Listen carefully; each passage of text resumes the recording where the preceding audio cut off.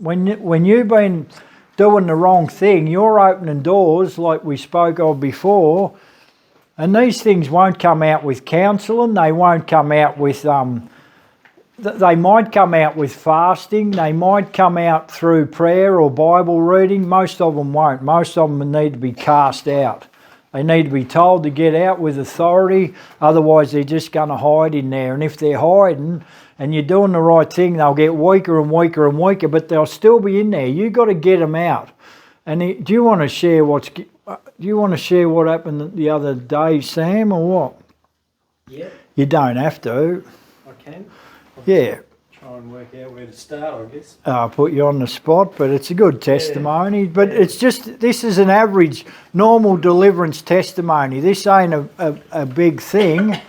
This should become normal to us. So, Max and I came around here, what was it, Tuesday last week? Tuesday, yeah.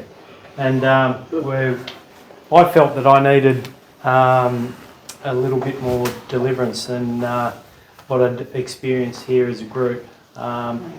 So, yeah, Max and I lined up a chance to have Pete and Poss pray over us. And I'd had a girlfriend that was into Reiki, and she was quite heavily into it as well, where she'd been having Reiki over the phone there must be a head Reiki lady in Railton, and whoever that may be, and she used to wake up in the night thinking she had spiders in her hair, and someone was sitting in the corner of the bedroom and stuff like that, like stuff that made hair stand up on the back of my neck. And anyway, the separation from her was a bit bitter in the end, and I'd always suffered from heart palpitations since I was 18 years old, and always battled them. But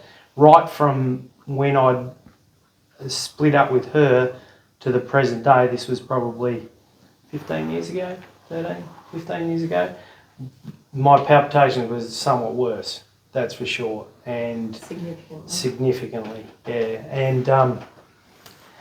and so that's where, like Pete asked me, what do you where are we going to target, and then basically that's where you started, and had to move me from off the carpet onto the cork to make sure my vomit wasn't going to go on the carpet. It was pretty successful, and by the end of it, I was coughing up blood, and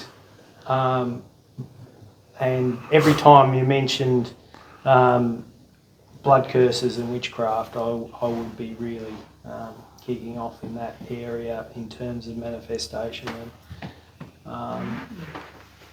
So moving on from that, straight away from the next day for this week, I've had no palpitations at all. Wow. Extremely lighter. It's been absolutely amazing.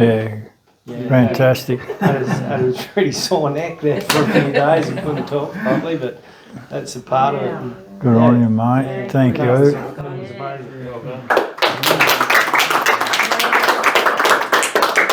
Yeah, so I think one that we were praying, and the thoughts come where you started thinking about that woman from the past, didn't you? Yeah. And that was the key that we needed. That was God giving him a word of knowledge. There's the opening. There's the key. Pray against that. That's how the Holy Spirit works in deliverance. You'll see it so much more in deliverance, and like the power gifts, like healing, deliverance. Yeah, and what was significant as well was at the end, and you said, "What are you seeing now?" And I saw Jesus on the cross, like had my eyes shut, and that's what I was seeing, and I knew that I was delivered. Yeah, that was a good thing. That's the curse, and the blood was coming out, and Sam sees the blood and starts freaking, as you would when you start. Not that he freaked out too much, and I just said, "Oh, that's normal." You just, when people are doing blood rituals over you, or even fed you demonic food, I don't know what that's whether that happened or not. A lot of times blood will come out when witchcraft's involved.